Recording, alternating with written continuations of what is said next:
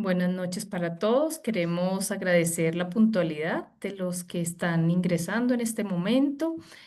Para nosotros es un placer, la Asociación Colombiana de Neurología Infantil, estar hoy en un evento tan importante, una capacitación muy relevante de nuestro Comité de Neuroinmunología, donde vamos a poder entender, hacer esa sospecha de las enfermedades desmielinizantes, y para mí es un honor tener dos grandes conferencistas muy idóneos en el tema, que hacen parte del Comité de Inmunología de la Asociación Colombiana de Neurología, y tenemos grandes sorpresas porque nos encantaría, quizás acá en este grupo que de interés, poder tener una rifa para un curso que vamos a iniciar en los próximos meses, de las bases de inmunología. Entonces, será un placer, quizás con los asistentes. Esperemos que todos estén muy atentos, muy participativos, para que podamos dar este premio y que sea la motivación para todos. Siendo las 7:04, no sé si comenzamos, damos esos minuticos de espera. Yo quiero dejar a Juan David Farfán, quien es neuropediatra, que es egresado de la Universidad Nacional de Colombia, un hermoso alumno y estudiante mío. No fue residente mío, pero de una escuela, de nuestra escuela, y finalmente la admiración por todo el trabajo y capacitación que tiene, y es el que está liderando en este momento el comité. Bienvenido, Juan David, gracias por la participación, y el auditorio es todo tuyo. Las preguntas queremos hacer que las hagan de forma escrita para al final hacer un conversatorio y poder resolver. Ninguna pregunta es sencilla en este tema. Si tienen dudas desde la base, es muy importante que todos estemos muy atentos. Agradezco a la doctora Paola Ibarra, que es nuestra directora de comunicaciones, que la tengo por acá también. Gracias a la junta directiva. Bienvenidos todos a este webinar. Adelante, doctor Juan David.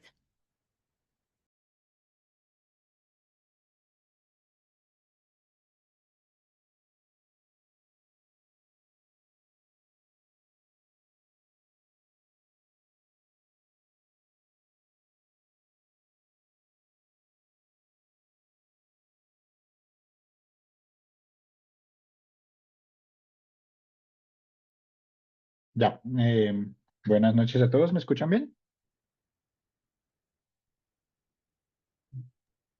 Sí, señor, lo escuchamos.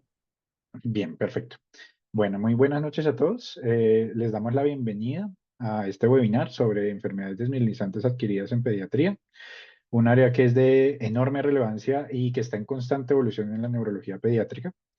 El tema de hoy es fundamental, ya que el diagnóstico temprano y el manejo apropiado de estas condiciones puede cambiar el pronóstico y la calidad de vida de nuestros pacientes más jóvenes. Para guiarnos a través de este complejo tema, hoy tenemos el gran honor de contar con la presencia de un experto. Me complace presentarles al doctor Johnny Andrés López García. Él es médico de la Universidad de Manizales, especialista en pediatría de la Universidad de San Martín y subespecialista en neurología infantil de la Universidad de Antioquia. Cuenta con un máster de neuroinmunología y neuroinfectología de la Universidad Internacional de Cataluña y el Centro de Esclerosis Múltiple de Cataluña, CEMCAT, y un máster en epilepsia clínica de la Universidad de Murcia. Su carrera se ha destacado por un profundo interés en las enfermedades autoinmunes del sistema nervioso central, especialmente por la esclerosis múltiple pediátrica. Es miembro del Grupo Internacional de Estudio de Esclerosis Múltiple Pediátrica y miembro académico de la Asociación Siegel de Enfermedades Autoinmunes Raras. Y finalmente, es miembro, fundador y activo del Comité Científico de Neuroinmunología Pediátrica de la Asociación Colombiana de Neurología Infantil. Hoy el doctor López nos ofrecerá la conferencia titulada Un viaje por las enfermedades desmielinizantes del sistema nervioso central en niños, donde abordará los últimos avances diagnósticos, retos terapéuticos y las nuevas perspectivas en el campo. Esperamos que sea el primer paso en las actividades académicas del comité de aquí en adelante, como les comentaba la doctora Blanca Dores. Existe la iniciativa de hacer un curso sobre las enfermedades autoinmunes del sistema nervioso central y es un compromiso que se está adquiriendo con Asconi. Les recordamos que pueden dejar sus preguntas en la sección del chat y al final de la presentación tendremos un espacio para discutirlas con nuestro experto. Y sin más preámbulos, recibamos al doctor León Andrés García. Bienvenido, doctor. Hola, ¿me escuchan ahí, Juan? Bueno, perfecto. Bueno, muy buenas noches a todos. Muchas gracias por conectarse hoy a este viaje de las enfermedades debilitantes del sistema nervioso central.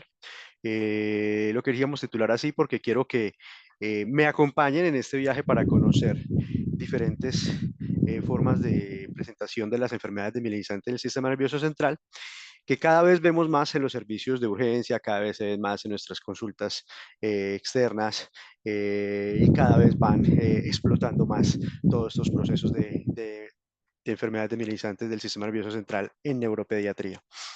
Muchas gracias al comité de Asconi por invitarme a dar esta charla, a mi director, el doctor Juan David Farfán. Y bueno, sin más preámbulo, pues vamos a empezar con el proceso.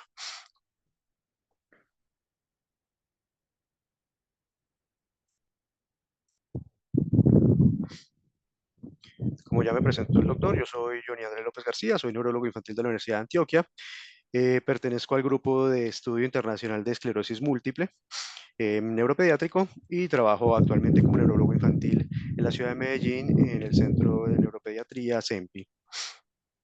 En esta charla no tenemos ningún conflicto de interés, es un proceso netamente académico y espero que verdad lo disfruten y que todas las preguntas sean bienvenidas al final de la charla, porque la idea es que dejemos claro todo este tema tan apasionante.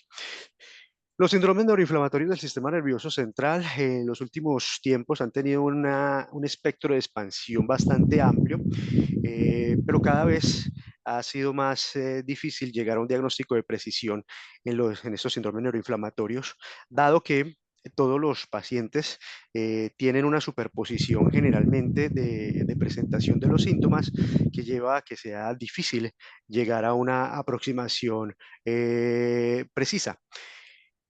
Pero a medida que también ha pasado esto, hemos ido creciendo en el mundo de la neuroinmunología infantil, especialmente en las desmielinizantes del sistema nervioso central, también en diferentes criterios diagnósticos, que es a lo que nos vamos a centrar en el día de hoy, a los estudios que vamos a hacer con respecto cuando tengamos estos criterios diagnósticos para llegar siempre a un arsenal terapéutico que ha crecido exponencialmente en los últimos años. Yo recuerdo cuando apenas estaba empezando a hacer mi especialización en neurología que contábamos solo con 3 medicamentos, con un 20% de efectividad. Ahora contamos con un arsenal casi de 22 medicamentos, con una efectividad casi del 80 al 90%, y cada vez vienen más medicamentos en camino, como son los inhibidores de la tiroquinasa de Bruton, que ya van en fase 3 y que próximamente estarán saliendo al mercado con una muy buena expectativas. Entonces, en este crecimiento hemos conocido nuevos anticuerpos. Esos anticuerpos han incrementado la precisión diagnóstica, pero también han empleado un gran reto para nosotros, dado la forma de realización de los mismos, para poder darles el valor semiológico y diagnóstico que merecen estos anticuerpos. Entonces, hay que saber interpretar los anticuerpos para poder dar esa puntada que nos lleve a ese diagnóstico preciso. Como les decía, la amplia superposición es lo que hace que tengamos dificultades en esa aproximación inicial y los criterios de diagnóstico cada vez han aumentado la posibilidad de que tengamos un diagnóstico mucho más preciso e inclusive mucho anterior a que se presenten, más anterior a que se presenten los síntomas del paciente como tal, como los casos de los nuevos criterios de la esclerosis múltiple. En un primer evento clínico en neuropediatría, un paciente se puede presentar con estas 3 distribuciones clínicas. El primero, y el que más frecuente, es la encefalopatía con diseminación lesional o encefalomielitis diseminada aguda. Ese puede ser una primera forma de presentación. Cuando esta primera forma de presentación permanece en el tiempo de forma monofásica, como es la gran mayoría de los ADEM, y no vuelve a presentar recaídas, se considera como una entidad. De lo contrario, esta puede evolucionar a diferentes tipos de manifestaciones, es decir, cuando hay recaídas. Tenemos también, puede ser una presentación de distribución localizada.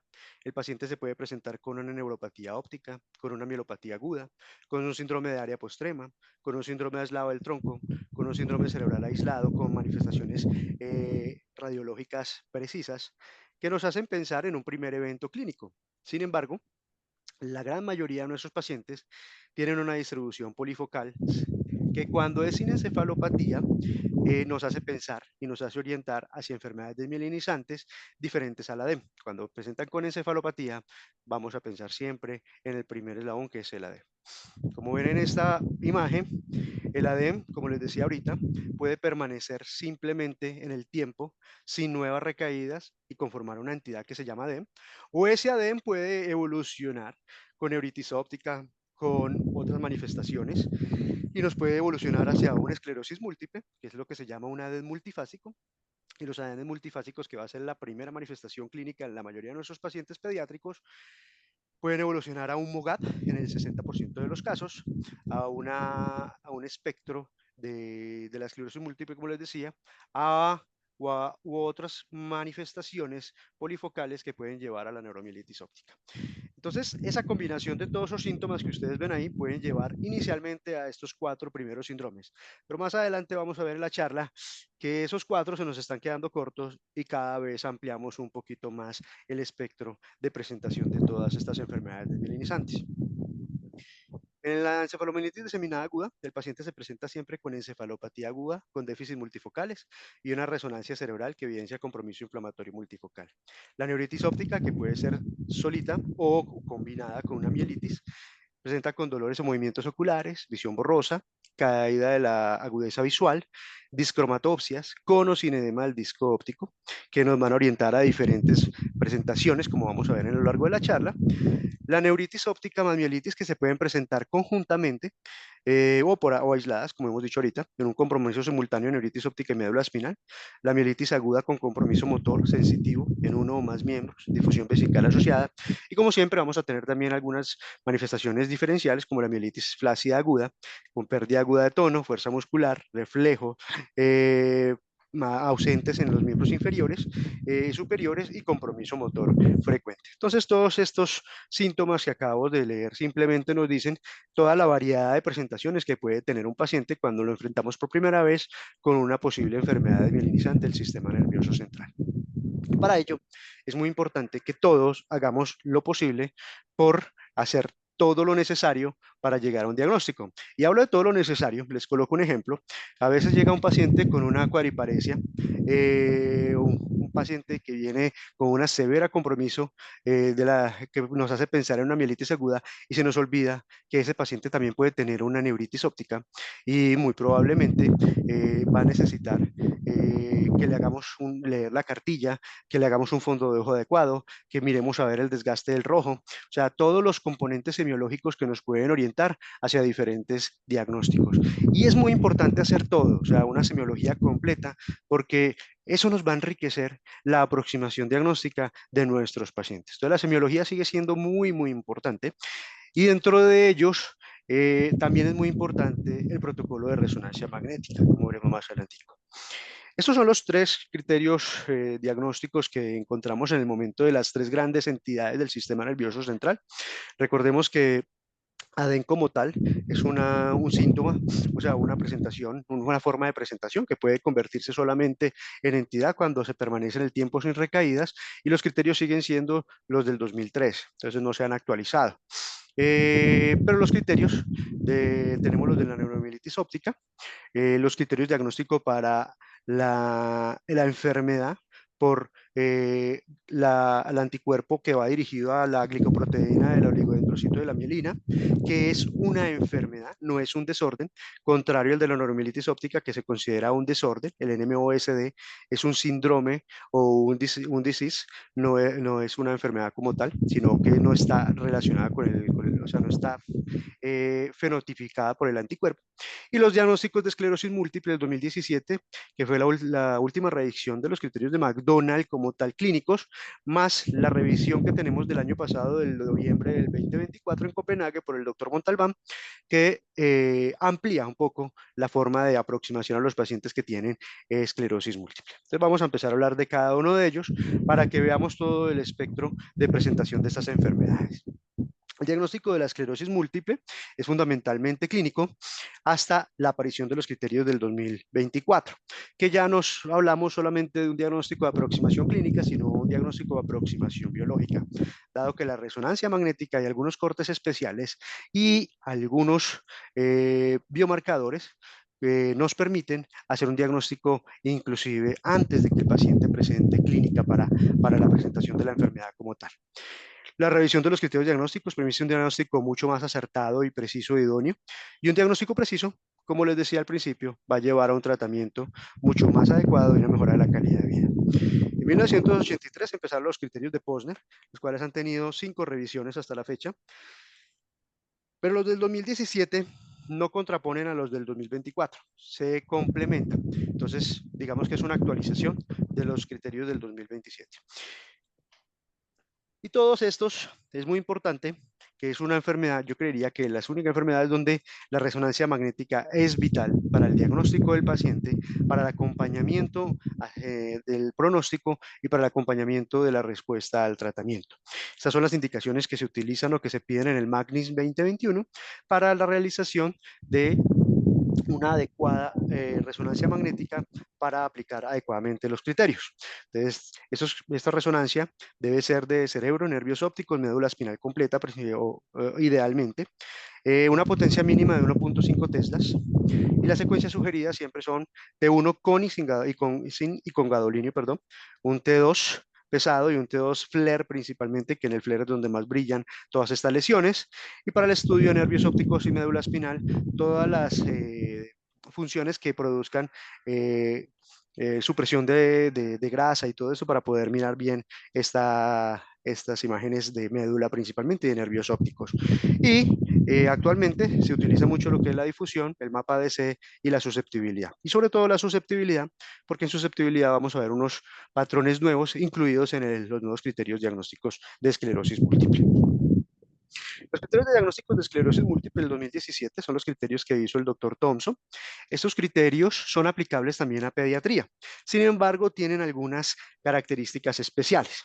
Inicialmente se contaba con 4 zonas de presentación de diseminación espacial, que son la neuritis óptica unilateral, el síndrome cerebral, o sea, el compromiso del cerebro, supratentorial, compromiso troncocerebelo o infratentorial y la mielopatía. Sin embargo, en los nuevos criterios se adicionó el nervio óptico porque hasta el 35-40% de los pacientes con debut de un paciente con esclerosis múltiple puede ser la primera presentación en el nervio óptico, cosa que veíamos desde antes, pero que no se había incluido todavía dentro de los criterios y que para nosotros es importante porque nos amplía la posibilidad de llegar a un diagnóstico mucho más acertado de forma temprana. En los adultos se considera que cuando usted tiene 2 eventos clínicos, es decir, 2 manifestaciones clínicas de todas esas síntomas que leímos previamente y tiene diseminación, son objetivados por clínica o por resonancia en la primera presentación, no necesita, según estos criterios, una nueva resonancia magnética para diseminación en tiempo. Pero eso no es así en pediatría y ahí va la primera gran diferencia con los adultos. Nosotros en pediatría siempre tenemos que cumplir el último de los criterios, que casi siempre lo colocamos en el ítem C, que es excluir cualquier diagnóstico alternativo que mejor explique la sintomatología del paciente. Y esto nos obliga a en neuropediatría a hacer exactamente todo lo que debamos hacer, tanto la parte semiológica, las funciones lumbares necesarias y el estudio por resonancia magnética que debe ser incluido, embebido en este proceso del viaje de las enfermedades desmielinizantes. Uno de los grandes avances que tuvo los criterios del 2017 es que se incluyeron las bandas oligoclonales como diseminación en tiempo. Hablamos de diseminación en espacio cuando tenemos lesiones que comprometen los las partes anatómicas que describimos, tanto la neuritis óptica, o sea, el nervio óptico, el cerebro, el síndrome del tronco cerebelo, la mielopatía y el nervio óptico como tal. Pero hablamos también de diseminación en tiempo cuando el paciente tiene unas lesiones adicionales en un nuevo estudio o una nueva recaída del paciente, ¿cierto? Esa diseminación en tiempo no necesariamente tiene que ser como se pensaba antes a 3 meses, en una resonancia a los 3 meses, puede ser en una resonancia al mes y no necesita más que una sola lesión adicional para considerar que el paciente tiene una diseminación en tiempo. Sin embargo, el paciente puede ser diagnosticado inmediatamente en el primer evento clínico si tenemos un paciente que tiene lesiones activas, es decir, que tengan el T1 o black holes, que son muy frecuentes en los adolescentes, que tenga lesiones no reactantes y con gadolinio que sean reactivas al gadolinio. En ese caso, el paciente ya tiene una diseminación en tiempo. Y a veces lo que logramos con los criterios del 2017 es que a veces no es tan fácil conseguir una resonancia magnética en todas partes y en ese caso la gran avance es que logramos tener las bandas oligoclonales en el líquido cefalorraquídeo. ¿Y qué son las grandes bandas oligoclonales? Las bandas oligoclonales, voy a adelantarme un poquito, son unos patrones de unas proteínas que se están generando en el líquido cefalorraquídeo en el suero como reacción a la inflamación, ¿sí? Entonces esas proteínas, ¿sí?, tienen diferentes patrones. Y cuando tenemos un patrón 2, es decir, que tiene más producción de esas bandas, de esas proteínas en el líquido cefalorraquídeo que en suero, ese paciente tiene más posibilidades de que nos estemos enfrentando a una esclerosis múltiple. Y lo utilizamos mucho en adolescentes. En diseminación en espacio, como les mostraba ahorita, entonces la resonancia juega un papel fundamental porque nos va a permitir ver las lesiones periventriculares, las lesiones, las topografías que vamos a ver acá. La número 1, que son lesiones de sustancia blanca, que son de localización periventricular. Esas lesiones periventriculares tienen una característica importante. Todas tienen que medir más de 3 milímetros y tienen que estar en contacto con el epéndimo del ventrículo. Entonces, esa es una de las características. Y para poder considerar que tenga una lesión, que ese espacio fenotípico sea importante, o sea, la topografía sea típica, tiene que tener más de 3 lesiones. La segunda parte es la infratentorial. La más frecuente localización puede ser en el tronco cerebelo, pero principalmente en los pedúnculos cerebelosos. Es muy característico de la esclerosis múltiple que los pacientes tengan lesiones en el tronco cerebeloso.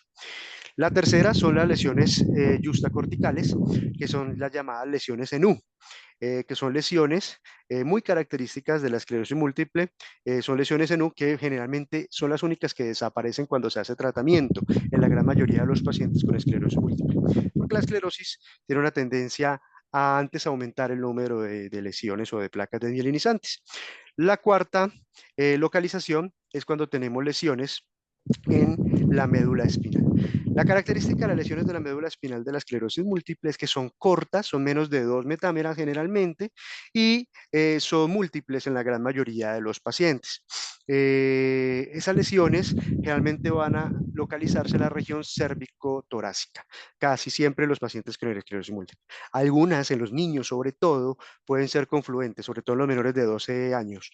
Pueden ser confluentes y a veces se puede tener como una falsa percepción de unas lesiones que sean longitudinalmente extensas. ¿Qué es longitudinalmente extensas? Que tenga más de 3 metámeras o más de 3 cuerpos vertebrales inmiscuidos en el proceso de la desmielinización. La diseminación en el tiempo, como les decía ahorita, son nuevas lesiones en T2 en estudio subsiguiente o simultánea presencia de lesiones con gadolinio o sin gadolinio en el T1 en cualquier momento de la presentación del paciente.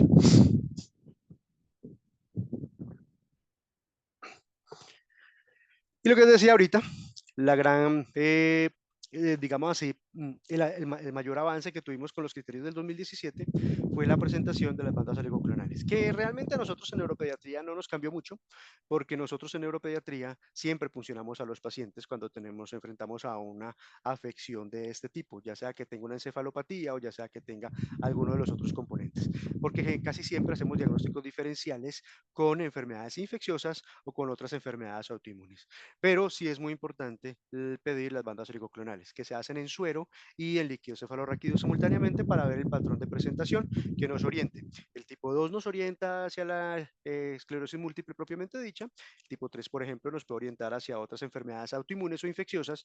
El tipo 4 es una alteración de la barrera hematocefálica, el tipo 5 a tumores y el tipo 1 se considera un patrón de presentación normal. Por eso les subrayaba acá que el patrón banda tipo 2 son bandas oligoclonales presentes en el líquido cefalorraquídeo, pero no en suero. Y esta se debe hacer por una técnica que se llama isoelectroinmunoenfoque, para poder que sean representativas y puedan tener un valor semiológico adecuado. Entonces, en el 2024, el doctor Javier Montalbán del Hospital de Clínica de Barcelona, en el Val del Ebro, empezaron a hacer unas reuniones antes de la reunión en Copenhague para actualizar los criterios. Y en Copenhague se hicieron públicos estos criterios que todavía no están publicados realmente porque no se han validado en la vida real, pero lo más probable es que ahorita en un mes que es la presentación del ECTRIMS se van a hacer ya oficializados como tal. El primero de ellos es que tenemos una nueva herramienta que se llama el signo de la vena central. Este signo de la vena central, yo les decía ahorita que hay un estudio eh, una forma de presentación en el algoritmo de la resonancia magnética, que es el SW. El SW o susceptibilidad nos permite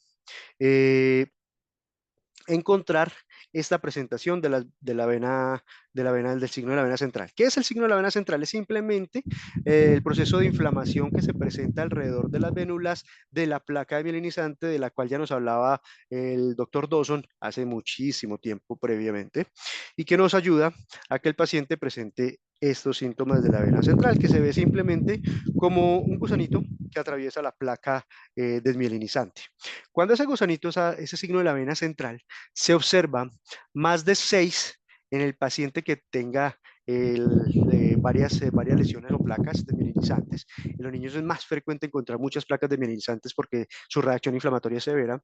Entonces, cuando tenemos más de 6, nos indica que el paciente tiene una alta probabilidad, o sea, una especificidad casi del 90% de que sea una esclerosis múltiple, por encima del 90% realmente. En la pediatría se considera que con más del 50% de las lesiones con signo de la vena central en la susceptibilidad se considera ya que es propio de la esclerosis múltiple, entonces podemos hacer diagnóstico en pacientes que tengamos alguna duda, lo podemos confirmar con este signo de la vena central. Esa es una gran herramienta que tenemos ahora en nuestro haber y que hace parte de los nuevos criterios diagnósticos. El otro es, dentro de las nuevas herramientas encontramos lo que se llama el anillo paramagnético, que es como, lo llaman como en carbones encendidos. Realmente usted lo ve, ven esas lesioncitas que está remarcadita ahí en rojito. Esa lesión lo que tiene es un anillo paramagnético de hierro. Y eso se da porque la microglia y el macrófago, que están alrededor de la placa desmielinizante, en las lesiones crónicas activas y en los pacientes en progresión, entonces nos va a dar también para progresión en los adultos, van a estar presentes este tipo de manifestaciones. Son muy poco sensibles, es decir, se encuentran en muy pocos pacientes, pero es altamente específico, con una especificidad del 98%.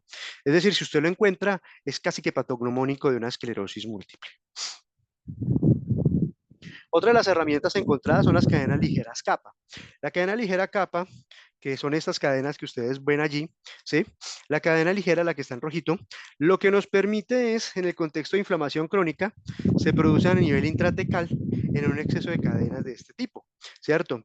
Su empleo es análogo al de las bandas oligoclonales. Entonces usted se pregunta, pues si tenemos bandas oligoclonales, ¿para qué vamos a hacer las cadenas de ligeras capas? Pues realmente lo que pasa es que las cadenas ligeras capas es, digamos, no es operador dependiente, lo hace una máquina directamente y al hacerlo una máquina, pues es un poquito menos costosos.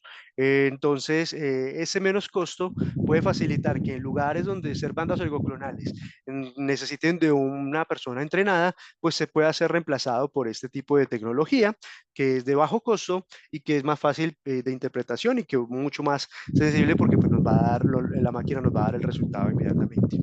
Son técnicas más sencillas de obtener, presentan menos viabilidad interoperador, como decíamos, y los nuevos criterios son intercambiables con las bandas oligoclonales para efectos de hacer diagnósticos.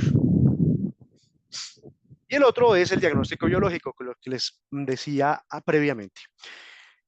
Cuando nosotros, este es el gran avance que tienen los criterios nuevos de pacientes con esclerosis múltiple. Yo creo que es el gran avance que tuvimos cuando estuvimos en el ELECTRIMS, fue este hallazgo. Porque esto nos permite llegar a tener pacientes con tratamientos inclusive antes de que el paciente haya tenido su primera manifestación clínica. Es muy frecuente que en adolescentes, ¿sí?, y que en adultos se encuentre una cosa que se llama el síndrome radiológico aislado. El síndrome radiológico aislado es simplemente un hallazgo incidental en un paciente cualquiera que le hacemos una resonancia para cualquier otra sintomatología, ¿sí?, y vemos lesiones en T2 que muestran características morfológicas muy parecidas a las de la esclerosis múltiple, ¿sí? Sin otra sintomatología clínica relacionada con la desmielización que se ve en el estudio. Cuando tenemos eso, ¿sí?, tener la posibilidad de tener síndromes encontrar anillos paramagnéticos, encontrar signos de la vena en esos pacientes, ver pacientes que tengan lesiones con cambios inmediatos, hoyos, los black holes que llaman o hoyos negros, nos va a permitir determinar que estos pacientes, cuando tengan más de 2 presentaciones típicas de los pacientes con esclerosis múltiple en un síndrome radiológico aislado, puedan ser tratados antes de que empiece el tratamiento. Y se considera que es un estadio subclínico de la esclerosis múltiple. Cada vez hablamos menos de esclerosis múltiple recaída remisión, primariamente progresiva, secundariamente progresiva. Sabemos que la esclerosis múltiple es un continuo y empieza con estadios subclínicos. Y antes perdíamos muchísimo tiempo en estos pacientes que veíamos esto y esperábamos a que tuvieran el ataque clínico para hacer el tratamiento.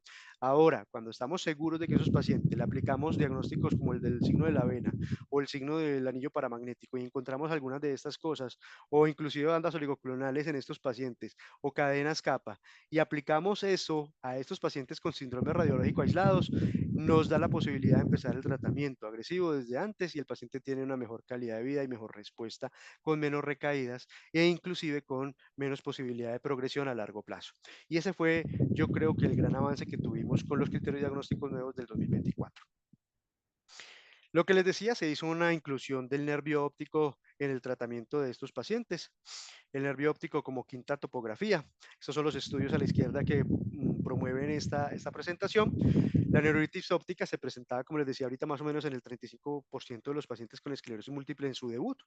La afectación del nervio óptico se puede demostrar mediante 3 técnicas. Resonancia magnética, que lo que vamos a ver son lesiones corticas, pequeñas, a veces casi imperceptibles, de los pacientes en una neuritis en segmento corto, sin afectación quiasmática, perineuritis o lesión longitudinalmente extensa que nos van a orientar hacia los otros diagnósticos. También se puede hacer por potenciales evocados visuales, cuando tenemos un P100 aumentado o prolongado. Entonces, en ese caso, vamos a hablar de que el paciente tiene una alteración en el nervio óptico, o en la OCT. En la OCT hay que tener dos. En la tomografía de coherencia óptica hay que tener 2 posibilidades. Si es en la etapa aguda, lo que vamos a ver es un nervio óptico engrosado. Si es en la etapa crónica, de ya posterior a 2-3 meses, lo que vamos a tener es un paciente con una atrofia del nervio óptico, principalmente en las capas de fibras de la retina, o principalmente disminución de las células ganglionares. Y se debe pedir siempre las células ganglionares porque tienen más sensibilidad y especificidad para determinar una neuritis óptica previa en los pacientes con esclerosis múltiple y con neuromielitis óptica.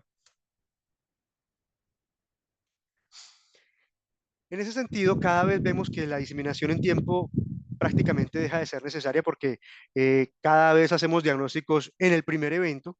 así sea o en el síndrome clínico y radiológico aislado, lo que hace que tengamos mejores predisposición y la diseminación en tiempo tiende a desaparecer. Entonces, si se cumplen la diseminación en espacio, 2 de las 5 topografías, incluyendo nervio óptico, muestra lesiones características que sean sintomáticas, prácticamente estamos haciendo el diagnóstico. Sin embargo, recuerden lo que les dije al principio, nosotros en neuropediatría todavía nos regimos por el punto C. Siempre hay que hacer exclusión de todas las posibilidades diagnósticas que puedan explicar mejor cualquier enfermedad mielinizante. Esto es para todas las enfermedades mielinizantes del sistema nervioso central. El cumplimiento de la diseminación en tiempo y en espacio es suficiente para el diagnóstico, como les dije ahorita, solamente para adultos. El cumplimiento de diseminación en espacio con bandas oligoclonales y células ligeras de cadena capa es mucho más frecuente para una esclerosis múltiple. Entonces vamos a empezar a mirar que ese ya es un patrón que nos orienta más hacia ello. En pacientes con síntomas típicos, la sola afectación de 4 de las 5 topografías al mismo tiempo es suficiente para empezar a pensar que el paciente tiene una esclerosis múltiple. En pacientes con síntomas típicos y lesiones típicas, una topografía, pero la presencia de más de 6 lesiones, como les decía ahorita, el signo de la vena central, lesiones de el anillo paramagnético o de bandas oligoclonales o capas en el líquido cefalorraquídeo orientan el diagnóstico de esclerosis múltiple. Y en adultos, en las formas progresivas, tener 2 lesiones medulares ya es suficiente para considerar el paciente con diseminación espacial. En la esclerosis múltiple pediátrica, lo que nos dicen los nuevos criterios es que la presencia del signo de la vena central en al menos el 50% de las lesiones en T2 sugiere alta sospecha de esclerosis múltiple. Es decir, si usted tiene 4 placas y de esas 4, 2 tienen lesiones del signo de la vena central, lo más probable es que ese paciente tenga una esclerosis múltiple con una alta posibilidad de ser positivo para eso, casi en más del 95%. Ante enfermedades mielinizantes menores de 12 años, se recomienda siempre determinar anticuerpos anti-MOC. ¿Por qué anti-MOC? Porque la gran mayoría de las presentaciones de mielinizantes en niños menores de 12 años, el 80% son MOC positivos. Mientras que en mayores de 12 años, solamente en las formas que sean atípicas, que no estemos seguros que realmente tenga una presencia de que sea tan claro la esclerosis múltiple, en eso vamos a pedir anti-MOC. Y tiene que tener unas características especiales que ya vamos a ver para que no nos vayamos a confundir. Listo. Estos son los criterios diagnósticos de neuromielitis óptica. La neuromielitis óptica, el síndrome de neuromielitis óptica o el desorden de neuromielitis óptica, como lo quiera traducir, este es un síndrome que no está tipificado por el anticuerpo. O sea, la no presencia del anticuerpo no te descarta que tengas el síndrome. Y lo que hizo el consenso internacional, este panel internacional donde participaron neuropediatras, neuroinmunólogos, neurólogos de adultos, neuroinmunólogos de adultos, personal del laboratorio, fue unificar la terminología. Ya no hablamos más de enfermedad de Vick, ya no hablamos de neuromielitis óptica, sino de el desorden o el síndrome de NMOSD. O sea, el NMOSD que puede tener 2 manifestaciones. Las antiacuaporinas, sea positivo o que sea negativo, siempre y cuando para el diagnóstico el anticuerpo antiacuaporina 4 debe ser realizado por el mejor método disponible a nivel mundial. ¿Y cuál es ese mejor método disponible? Es el CBA Live. El CBA son el ensayo basado en células. Hay uno que es el vivo, ¿sí?, que lo hacen más que todo en la Mayo Clinic y en Oxford, que son para productos de investigación principalmente, es un poquito más costoso, o que tenga por lo menos que sea el FIXED, que es el que hace, o el test que se llama Neuroimmun, que se hace en células, en ensayo basado en células, pero que son fijas, no es en el IF. Y eso tiene que realizarse así. Como nuestro medio es difícil que se haga el FIX inclusive, ¿sí? O sea, casi nunca tenemos antiacuaporina 4 con el mejor método disponible, casi siempre lo hacen por IFI o por inmunofluorescencia, pues, ¿cierto? O por ELISA. Es muy importante que tengan en cuenta que el IFI, la inmunofluorescencia y el ELISA, tanto para antiacuaporina 4 como para MOGAT, no nos sirve. ¿Por qué?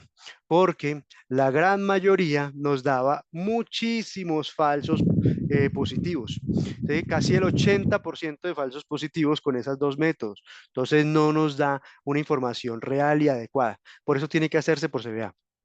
como muchas veces no está disponible el método SBA, entonces los criterios internacionales lo que dijeron fue, bueno, entonces tenemos los que se realizan por antiaquaporina 4 positiva por CBA, y los que no tienen posibilidad de hacer el diagnóstico con una adecuada presentación de antiaquaporina o que la antiaquaporina sale negativa. Entonces lo calificaron en esos dos grandes grupos. En el primer grupo, que es el de la izquierda, de la antiaquaporina 4 positiva, cuando tenemos una neuritis óptica, una mielitis aguda longitudinalmente extensa, la neuritis óptica también es longitudinalmente extensa, generalmente es posterior, con compromiso quiasmático. La mielitis aguda es longitudinalmente extensa, puede comprometer toda la médula espinal, pero lo general es que sea más de 3 metámeras, es lo mínimo que debemos considerar. Síndrome de área postrema, que es muy importante. El síndrome de área postrema es muy interesante porque es el niño que llega al servicio de urgencias vomitando, con malestar general, con dolor de cabeza y ya va meses y meses consultando por lo mismo. Entonces ese paciente es importante hacerle una resonancia magnética porque puede pasar lo contrario, puede pasar de que la gente piense que tiene un vómito persistente por de pronto un aumento de la presión intracraneana que puede dar también esa sintomatología y le piden una tomografía. El síndrome de área postrema no se va a ver en tomografía, solamente se va a ver la desmielinización de la resonancia magnética. Estos tres, la neuritis óptica, la mielitis aguda y el síndrome de área postrema, son los tres manifestaciones que son las más importantes de la neuromelitis óptica. Y necesito que se lo grabe. El número 4 es el síndrome de tronco, que es el síndrome diencefálico o el síndrome cerebral sintomático. Entonces, si tenemos uno de estos principalmente, cualquiera de ellos, más una antiaquaporina 4 positiva, estamos pensando que el paciente tiene un síndrome de neuromielitis óptica. ¿Listo? Un MOSD. Nos vamos al segundo lado, que es más frecuente encontrarlo en nuestro medio, ¿sí? Que es que la antiaquaporina salga negativo, y es lo más frecuente, se los digo, en niños es extremadamente, digamos así, poco probable que tenga antiaquaporina 4 así esté bien hecha. Lo más frecuente es que tengan antiaquaporinas negativo, pero que tenga un síndrome radiológico o clínico compatible con el síndrome de neuromelitis óptica o el NMOSD. Entonces, en estos casos, lo más importante es que vamos a necesitar no uno de esos síndromes clínicos típicos, sino dos diferentes síndromes clínicos típicos. Y uno de esos debe ser mínimo una neuritis óptica, una mielitis aguda o un síndrome de área postrema. Por eso les decía ahorita que es muy importante que lo tengan en cuenta, porque alguno de ellos debe ser esos tres.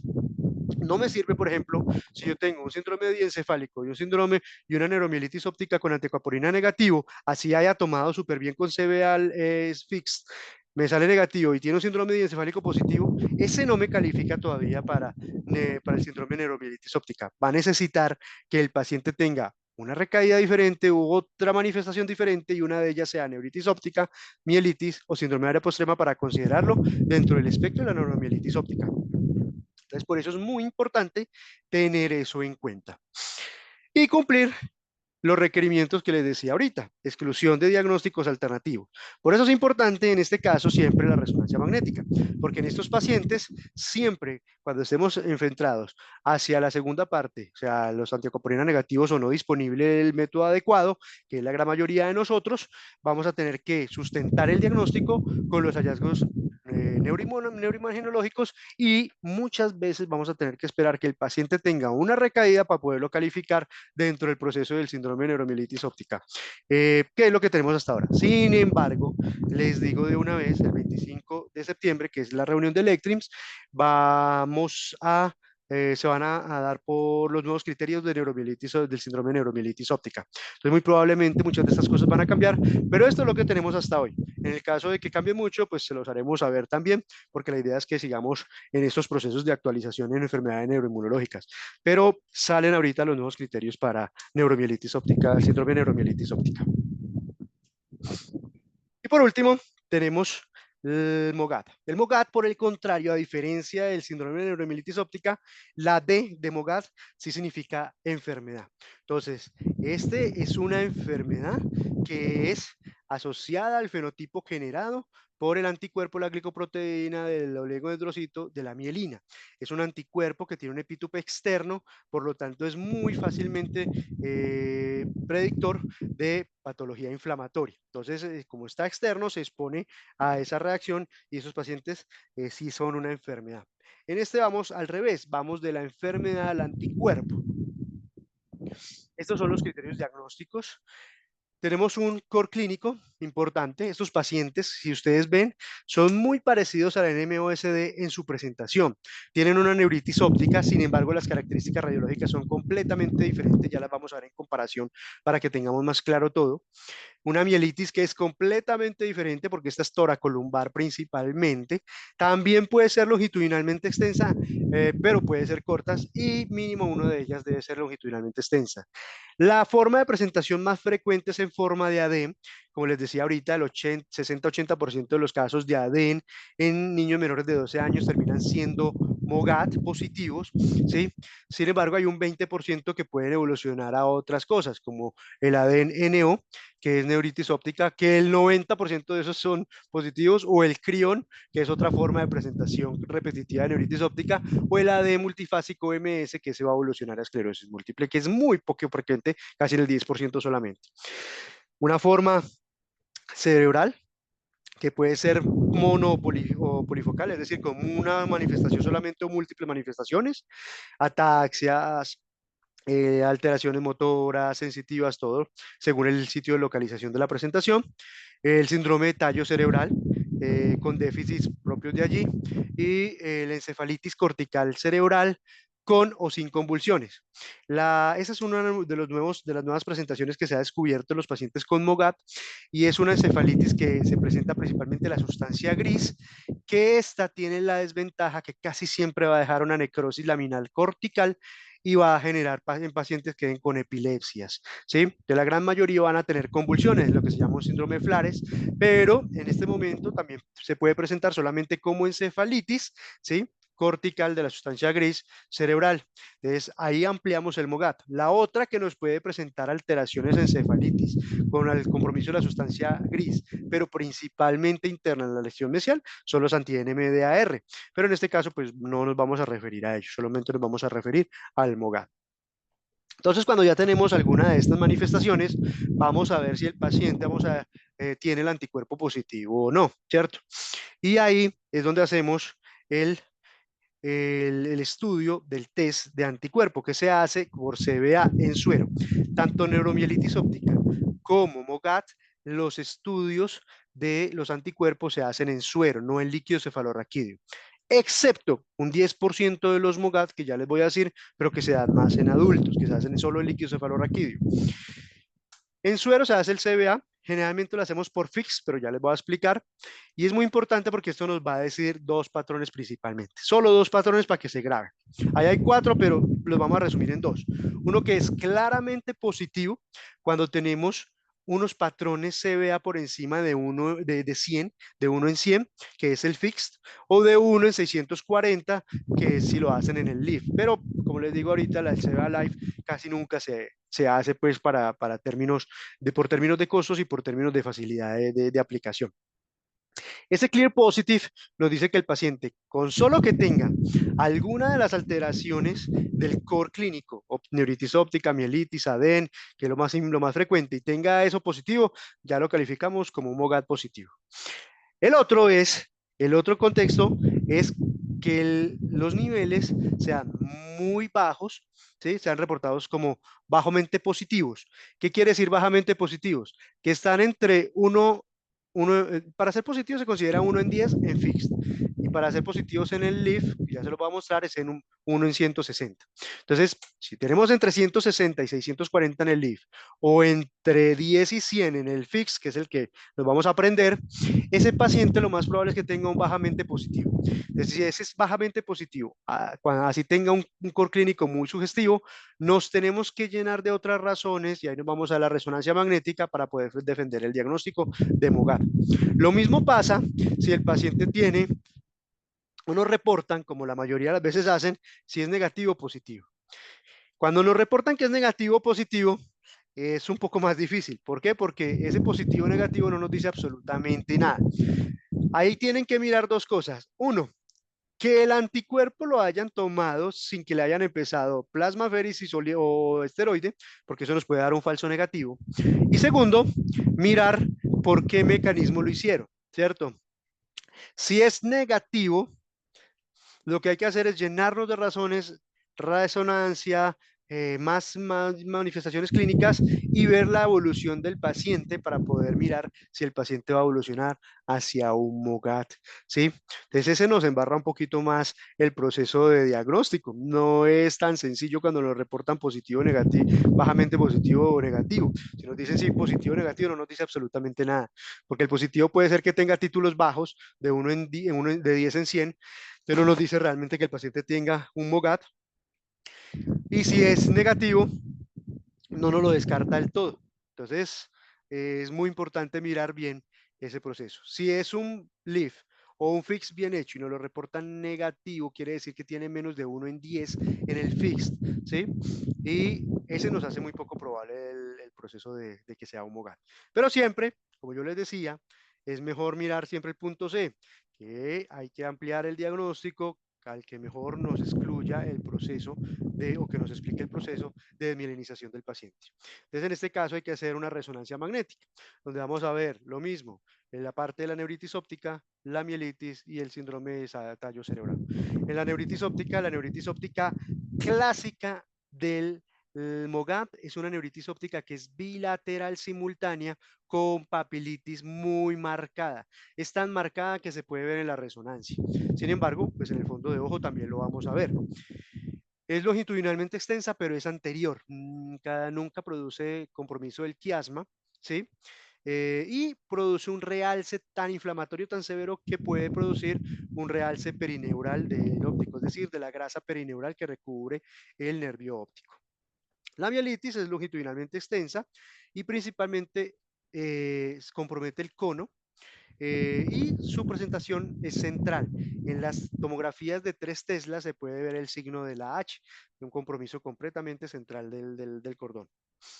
Y las lesiones en el tronco, ¿sí? Pueden ser múltiples, pueden ser bien definidas, mal definidas, en los niños tienen todas las presentaciones. La gran mayoría tienden a ser pseudoleucodistrofias, que son muy específicas de MOGAD, ¿sí? Y las realces en la corteza, como habíamos dicho, que pueden dejar necrosis laminar y que pueden dejar convulsiones. Entonces, entendiendo todo esto, lo que yo les decía, el ADEM puede presentarse con las mismas manifestaciones que hablábamos ahorita. Todos estos síntomas nos van a orientar hacia diferentes tipos de presentación. Esto es cómo se hace el MOC, lo que yo les decía ahorita. Ahí en la parte izquierda vamos a ver el LIF-CBA, o sea, el ensayo basado en células vivos y el ensayo basado en células fijo. El que vamos a ver es el grisecito porque es el neuroinmune es el que se utiliza prácticamente en todo el mundo. Quería que supieran que existe la otra forma, inclusive la otra forma tiene 2 formas de lectura, que una se llama citometría de flujo, que lo hacen en la Mayo Clinic, y la microscópica, que la hacen en Oxford, que tiene 2 formas de presentación diferentes, pero generalmente lo hacen para investigación, para procesos de investigación en pacientes con MOGAD. Sin embargo, nosotros casi siempre todo lo hacemos por el FIX-CBA, porque es mucho más fácil de utilizar, porque es el paquete que venden a nivel mundial, que es el Neuroimmun. Ese se hace por microscopía, y lo que les decía ahorita, los títulos son claramente positivos cuando son más de 1 en 100, y son bajamente positivos cuando son entre 1 y 10 y 1 y 100. De todas maneras, un título puede ser referido positivo si están 1 en 10. Es decir, ¿es positivo? Sí. ¿Es parte del MOGAD? Muy probablemente no. En ese vamos a dudar mucho que ese anticuerpo esté generando presentación de la enfermedad como tal. Y si lo vamos a defender, el diagnóstico, y estamos pensando que es un MOGAD, tenemos que defenderlo con esto, con resonancia magnética. Entonces, aquí vamos a ver las 3 presentaciones. Vamos a empezar a hablar de la neuropatía óptica. Vemos acá a la izquierda la esclerosis múltiple, ¿sí? Vemos cómo las lesiones en el nervio óptico son casi imperceptibles, son muy pequeñas, ahí lo señala la flecha, se ve un pequeño realce en el nervio óptico y son muy corticas, casi ninguna produce papilitis. Lo que sí se ve son las manifestaciones clásicas pues, de la neuritis óptica, que son agotamiento del rojo, alteraciones visuales, dolor a la movilización del ojo, ¿sí? Eso lo vamos a ver frecuentemente, pero en la resonancia es poco probable que lo veamos o es muy imperceptible o muy poquito o pocamente perceptible. Y casi nunca se presentan solo con lesiones del nervio óptico. En la esclerosis múltiple casi siempre hay que buscar lesiones supratentoriales asociadas, como vemos en la parte del flare de abajo. En la lesión del medio vemos la neuromielitis óptica antiacuaporina positiva. En este paciente vemos una lesión extensa del nervio óptico que produce compromiso del quiasma. Casi siempre también retrovulvar, es decir, no va a presentar tampoco o es difícil que veamos la papilitis como tal en estos pacientes, pero sí vamos a ver compromiso claro del quiasma. El compromiso del quiasma casi siempre debe orientar a un síndrome de neuromielitis óptica, a NMOSD. Y vemos que puede tener realce del gadolinio o no, como en este caso en el flare, que se ve muy hiperintenso, pero no tiene realce, pero se ve muy claramente. Y en el MOGAD, lo que vamos a ver es una reacción inflamatoria severísima. Vamos a ver cómo vemos ahí en la flecha roja que está señalando que el paciente tiene un realce de la grasa perineural y eso es patognomónico prácticamente del MOGAD. ¿Listo? Su lesión también es longitudinalmente extensa, pero si ustedes ven no tiene compromiso del quiasma y en la parte superior ven cómo inclusive los nervios ópticos se ven edematizados, inclusive en la resonancia. Entonces es muy importante pedir cuando pegamos la resonancia para estudios de pacientes con enfermedades mielinizantes que nos hagan cortes de órbita para poder ver bien esa parte del nervio como está. Si ustedes ven también cómo se ve difulminado en el corte coronal, cómo se ve difulminado el nervio óptico del ojo derecho y pues la papilitis que se puede ver, el fondo de ojo, ya sea que la hagamos nosotros o que la pidamos a oftalmología que nos la haga. Estos son los gráficos de una publicación muy linda que hace Cachagherrian y Flanagan. Cachagherra y Flanagan hacen esta presentación maravillosa que recomiendo que lo lean, si alguno quiere leer sobre estas presentaciones, porque estos nos muestra en estos gráficos cómo es la evolución de todas las manifestaciones de los pacientes, tanto en la neuroimagen y cómo se ven después. Entonces, en la parte de arriba vamos a ver qué es lo que afecta. Entonces, vemos en el MOGAD cómo se afecta los nervios ópticos y la parte anterior longitudinalmente extensa del nervio óptico. En la acuaporina, principalmente la parte posterior y el quiasma. Y la esclerosis múltiple son segmentos cortos de inflamación del nervio óptico, ¿cierto? Lo que vemos abajo es lo que generalmente pasa cuando tenemos tratamiento para estos pacientes, que casi todas las lesiones del nervio óptico afortunadamente mejoran. Pero si ustedes ven la del medio, ¿sí? Que es la antiacuaporina, el nervio óptico se ve atrófico. ¿Qué es lo que pasa con las antiacuaporinas? Que no es una enfermedad progresiva, pero cada ataque de antiacuaporina deja lesión por atrofia. Es decir, ese paciente va a quedar ciego si sigue presentando lesiones en el nervio óptico porque se atrofia completamente el nervio óptico. Diferente de las otras donde la atrofia no es tan frecuente.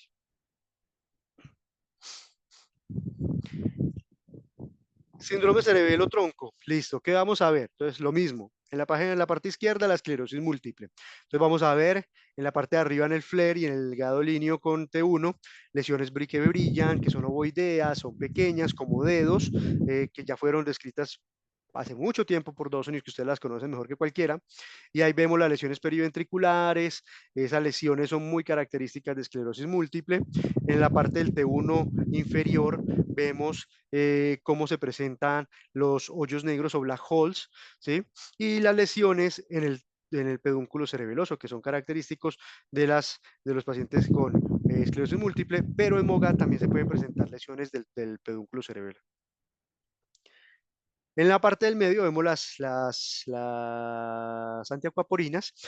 Recuerden que las lesiones de la esclerosis múltiple tienen que ser más de 3 milímetros mínimo para considerarse lesiones desmielinizantes. De resto no se pueden considerar así. Y eso es muy importante porque los diagnósticos diferenciales, por ejemplo en migraña, los pacientes presentan una cosa que se llama leucoariosis, que son lesiones puntiformes, que algunas son confluentes, pero que esas lesiones no son desmielinizantes como tal, son propias vasculares de la migraña. En la parte del medio vemos la antiacuaporina 4, entonces el síndrome de neuromielitis óptica, vemos como las lesiones son más bien como dot-like, son como puntiformes, algunas pueden ser confluentes como la que vemos en el lado izquierdo de la parte superior, y en el FLAIR vemos la lesión diencefálica y del área postrema, y en el tronco encefálico, entonces ahí vemos las lesiones características que se presentan en los pacientes con lesiones en síndrome de neuromielitis óptica. En el MOGAD vamos a ver estos patrones de presentación. Entonces en el FLAIR de arriba vamos a ver las lesiones en alas de mariposa que son características del MOGAD. Son lesiones que son muy grandes, como les decía ahorita, parecen leucodistróficas, pero se llaman pseudoleucodistróficas, que generalmente casi nunca recuperan completamente y siempre van a dejar un borde activo. Las lesiones del tronco, ¿sí? Las lesiones vitalámicas son muy frecuentes en el MOGAD y principalmente en algunas formas de ADEM, en las formas severas del ADEM como el AGEC o el ANEC, que son las necrotizantes o las hemorrágicas. En la parte inferior tenemos unas lesiones de sustancia blanca extensas, pseudocavitadas. Ahí vemos como si tuvieran cavitaciones negras que realmente recuperan frecuentemente con los esteroides, son propias del paciente con MOGAD, y las otras lesiones en el gadolinio, como vemos que algunas resaltan con la aplicación del gadolinio.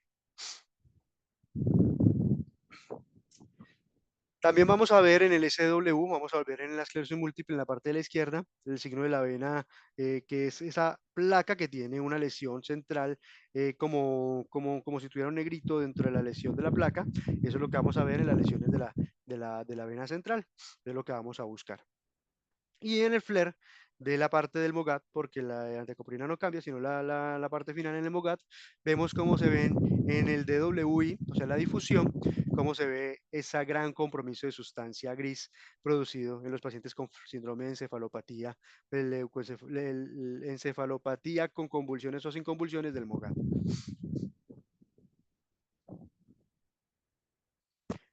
Y por último, vamos a ver la médula. Las presentaciones típicas en la médula, ya la habíamos mencionado más o menos, pero les recuerdo entonces las de esclerosis múltiple. Vemos como casi todas son cervicotorácicas, generalmente son cortas, menos de 2 cuerpos vertebrales. La gran mayoría son del cordón lateral o posterior, como vemos en la parte del corte de estos pacientes en la médula.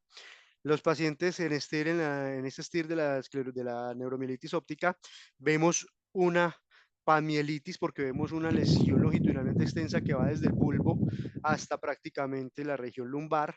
En estos pacientes tienen unas lesiones longitudinalmente extensas y, como les decía, van a terminar con atrofia, pero lo característico es que es transversa longitudinalmente extensa, es decir, compromete todo el espesor de la médula espinal. Y por último tenemos el MOGAD, que yo les decía. Se ven lesiones que pueden ser cortas, como la que vemos en el T2, pero muchas de ellas van a tener compromiso longitudinalmente extenso, al menos una de ellas debe tener un compromiso de más de 3 cuerpos vertebrales. En el 3 Tesla se ve el signo de la H, que es muy característico de esta.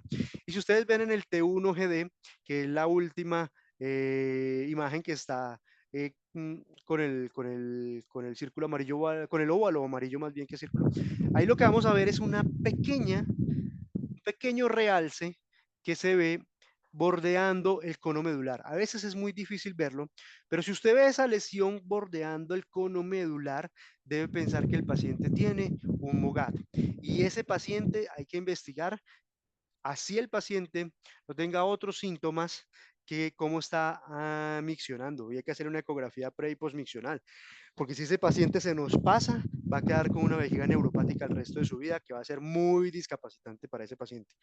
Y esos pacientes con ese realce en el cono, se recomiendan tratamientos esteroideos en pulsoterapia casi por 10 días. La mayoría terminan plasmaféresis. Acá vemos pues las diseminaciones en el tiempo. ¿Qué quiere decir en el tiempo? ¿Qué va a pasar en esas lesiones en el tiempo? Entonces, en la esclerosis múltiple lo que vemos que hay tendencia a ganar lesiones. O sea, es poco probable que el paciente con esclerosis múltiple desaparezcan las lesiones. Lo más probable es que gane más lesiones porque es una enfermedad progresiva. En este paciente, las únicas que pueden, como les decía ahorita, medio disminuir son las lesiones en U.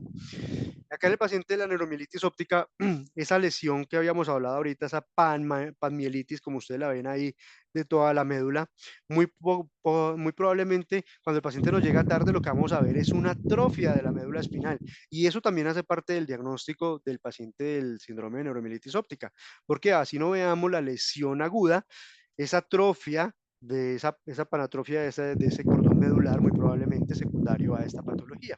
Y en el MOGAD, la gran mayoría de las lesiones con esteroides disminuye y desaparecen, la gran mayoría realmente. Es muy sensible a esteroides. Volvemos a lo mismo, a los gráficos de Cachagarrian y Flanagan. Aquí nos muestra lo mismo, como la lesión realmente en la médula de MOGAD, de antiacuaporina, o sea, el neuromielitis óptica, el síndrome y del paciente con lesiones de esclerosis múltiple. Y vemos cómo las de esclerosis múltiple en el tiempo, que es la de abajo, permanecen. Las lesiones de neuromielitis óptica pueden permanecer o a producir la atrofia, como decíamos, pero mire que la gran mayoría de las lesiones, si se tratan bien del MOGAD, desaparece. Lo mismo vemos acá en estos gráficos tan bonitos de los pacientes con antiacuaporina, MOGAD y esclerosis múltiple en el tronco cerebro. Entonces vemos en la parte superior siempre la parte aguda, que es lo que vamos a ver en la neuromielitis óptica en la parte superior izquierda de la pantalla. Vemos las lesiones diencefálicas, las lesiones del esplenio del cuerpo calloso. Es muy característico la lesión del brazo posterior de la cápsula interna en estos pacientes, ¿sí? Y esa tiende a no desaparecer, lo mismo que la lesión del esplenio del cuerpo calloso, tienden a no desaparecer por completo en la neuromielitis óptica. Pero las periventriculares, las del tronco, generalmente tienden a desaparecer. Miren la diencefálica que desapareció por completo, pero esas que son pericallosas, del esplenio del cuerpo calloso, perdón, y de la parte de la posterior de la cápsula tienden a desaparecer con el tiempo y con el tratamiento. En el MOGAD, que es la parte de abajo, vemos casi todas desaparecen, pueden quedar remanentes pequeños en la punto en los pedúnculos cerebelosos y en las partes que son eh, eh, leucodistróficas o pseudoleucodistróficas con grandes placas, con compromiso cortical, esas pueden predecir una necrosis laminal cortical sutil que persiste con epilepsia, entonces esas pueden persistir, pero la gran mayoría con un tratamiento adecuado desaparecen, que es lo que vemos en la parte inferior del gráfico inferior del MOGAD. Y luego tenemos las de la esclerosis múltiple, que como les decía, en vez de desaparecer, casi siempre tenemos tendencia a ganancia, excepto las de la E, que ustedes ven el gráfico de la MS, que son las lesiones en U justacorticales, esas tienden a desaparecer con el tratamiento. Entonces, después de que tenemos ese abordaje diagnóstico grande, aplicando los criterios diagnósticos de cada uno y entendiendo las diferencias que hay en la resonancia magnética en presentación, vamos a tener un fenotipo clínico mucho más adecuado y eso nos va a ayudar a mirar si hay que hacer más estudios o si vamos a tener que hacer una visión mucho más amplia en esas resonancias magnéticas para tener un diagnóstico más adecuado y mirar qué anticuerpos son los que se necesitan adecuadamente. Entonces yo les decía al principio, en las primeras gráficas, que los pacientes tienen 4 presentaciones que eran ADN, esclerosis múltiple, MOGAD y neuromielitis óptica, pues eso amplió, ¿cierto? Y eso es lo que ha hecho que la neuropediatría, la neuroinmunología pediátrica se haya ampliado y haya ganado tanto como boom en los últimos tiempos.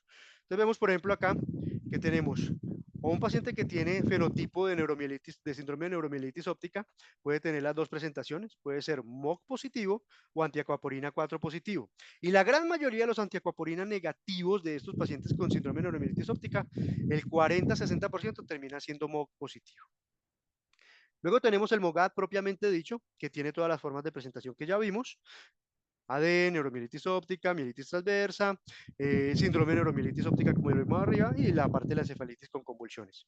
Pero también tenemos el ADEM propiamente dicho, que puede terminar siendo ADEM si no recae, o el ADEM multifásico que termina siendo un ADNMS, que es el 10 menos del 10%, o un ADEM con neuritis óptica, que todos son MOC positivo prácticamente. La esclerosis múltiple con sus manifestaciones típicas y con su síndrome radiológico aislado, que ya podemos hacer diagnóstico ahí.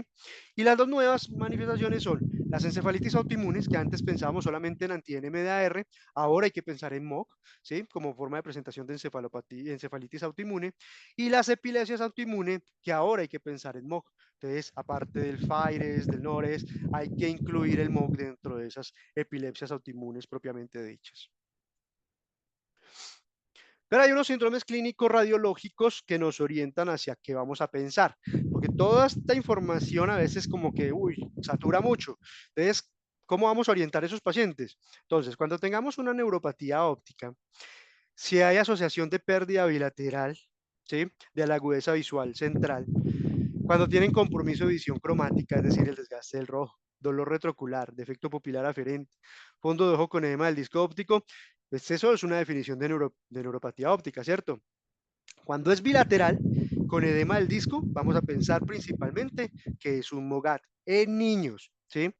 Como les decía ahorita, la antiacuaporina es muy poco probable en niños. Estos son los síndromes más característicos que vemos en niños, por eso los traje, son 6 síndromes fenotípicos clínicos radiológicos característicos para que los tengamos en cuenta. De siempre vamos a pensar en MOGAD. El segundo es el AD, síndrome clínico de presentación más frecuente. En el 80% son MOG positivos, entonces también vamos a empezar en MOGAD. Entonces en niños, cuando veamos estas lesiones pseudoleucostróficas, solo vamos a pensar en MOGAD prácticamente. Este es típico del paciente con síndrome de neuromielitis óptica. ¿Cuál es el síndrome de área postrema? El paciente que llega con náuseas, hipo, vómito recurrente, que son generalmente refractarios a los tratamientos convencionales, es el paciente que yo les decía ahorita que llega a urgencias y recae frecuentemente por vómito persistente, le hacen un ataque y no sale nada pensando que tiene un síndrome de hipertensión endocraneana o que tiene un tumor, entonces le hacen algún ataque. Tumor pocas veces solamente se va a presentar con un síndrome de área postrema, o sea, con un vómito persistente. Generalmente van a tener algún compromiso, si es de tronco, con oftalmoparesia o cosas de esas. Esos pacientes, por ejemplo, por el vómito persistente les hacen endoscopias, terminan con gastroenterólogos y el gastroenterólogo pimba o el pediatra va y le pide un Helicobacter pylori, sale positivo y no demora mucho más el diagnóstico porque el Helicobacter nos explica muchas cosas. Entonces, cuando ya se salga de lo común, esos pacientes siempre piensen en síndrome de área postrema en ese tipo de pacientes.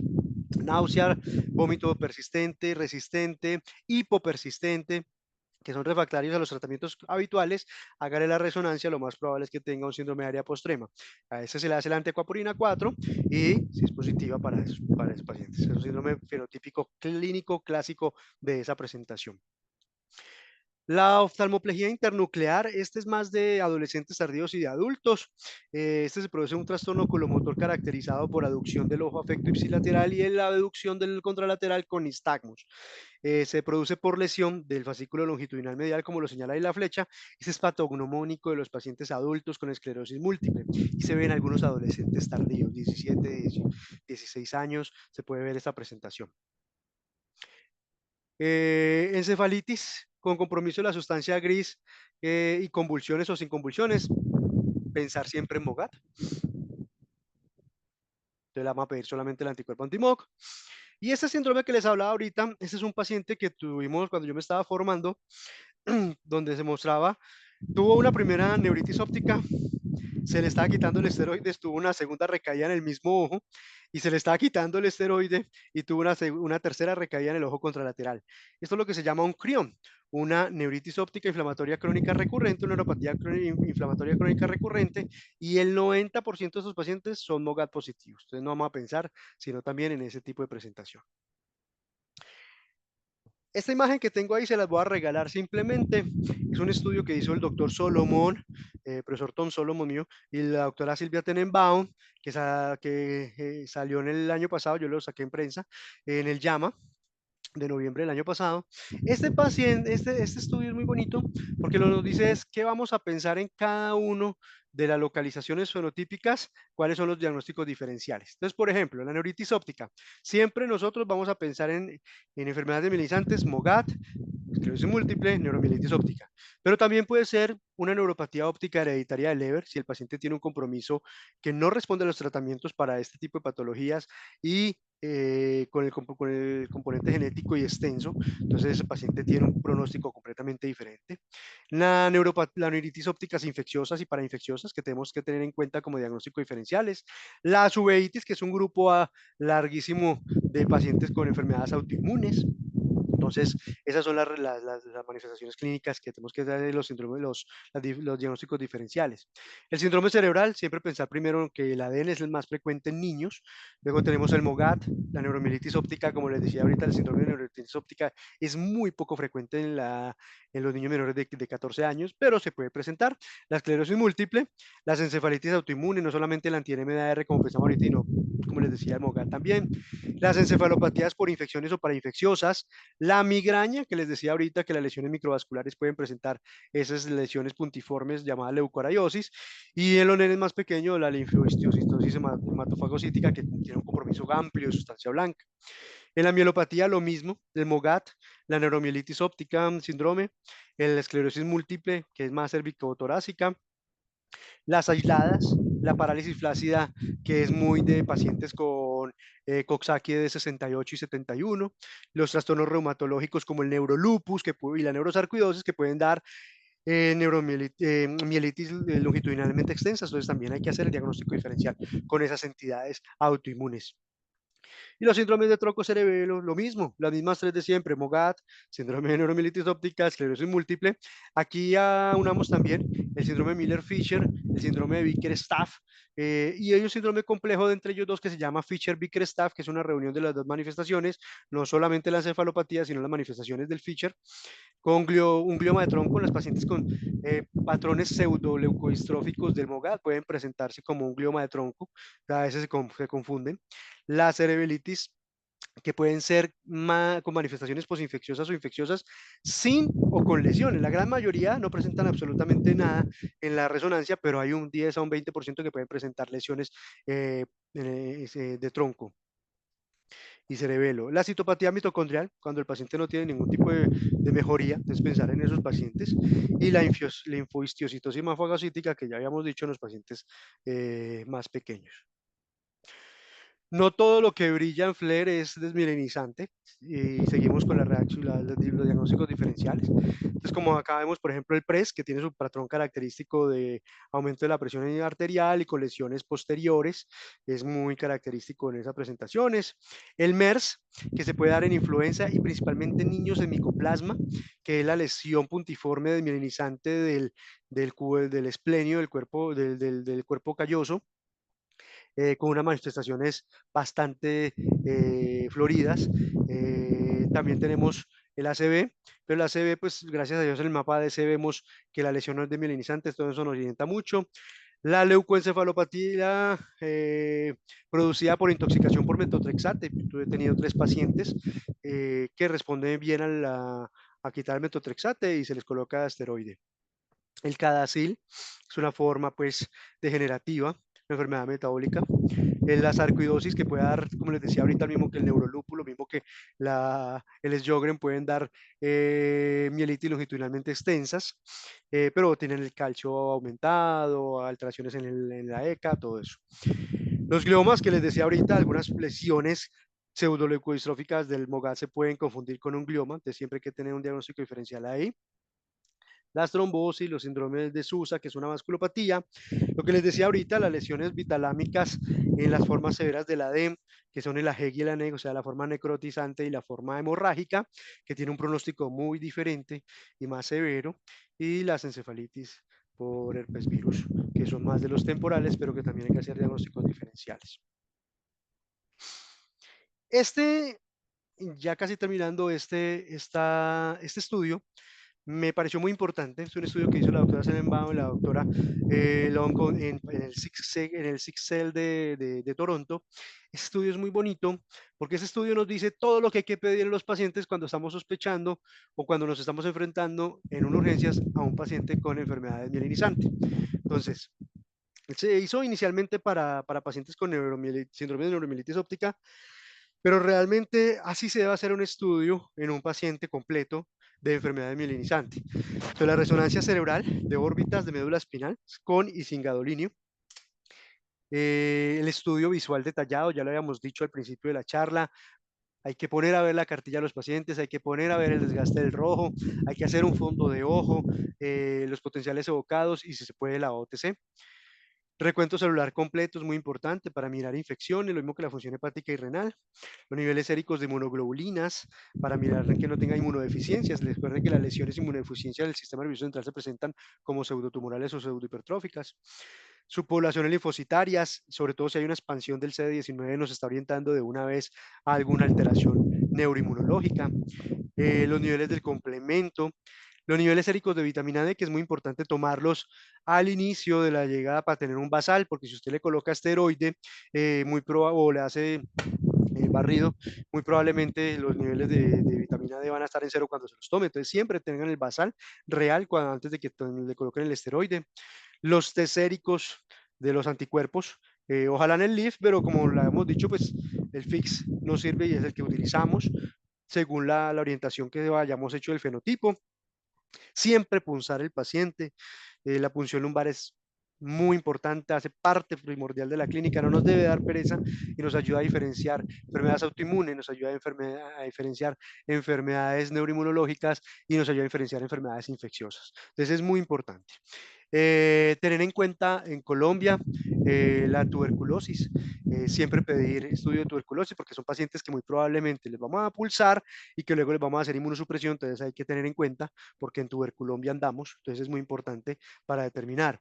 Y es muy importante en estos pacientes, siempre desde el principio, hacer estudio para hepatitis B y para varicela, porque si a alguno de estos pacientes les vamos a dejar inmunosupresores o inmunomoduladores largo tiempo, ya no le vamos a poder colocar estas vacunas de virus vivos, entonces es muy importante si hay que hacer el refuerzo desde antes, sobre todo los adolescentes. La varicela que le aplicaron de niño ya no la va a tener positiva, lo mismo que los anticuerpos para el antígeno de superficie para la hepatitis B. En segunda instancia, descartar toda la parte reumatológica, anticuerpos antinucleares, anticuerpos anti-DNA para lupus. El neurolupus es muy parecido a las longitudinalmente extensas, como les decía ahorita. Los ENAs para los extractables, para el Sjögren, para los otros tipos de enfermedades reumatológicas, funciones tiroideas y los anticuerpos antitiroideos. El de enfermedad celíaca lo dejo a consideración, porque en Colombia no es una patología muy frecuente, pero si está pensando, tómeselo. Y lo que les decía, mitigar los efectos del riesgo de la infección, serología para virus de varicela, anticuerpos de antígeno de superficie para hepatitis B, las vacunas, completar siempre la inmunización, mínimo 3 semanas antes de empezar el inmunomodulador.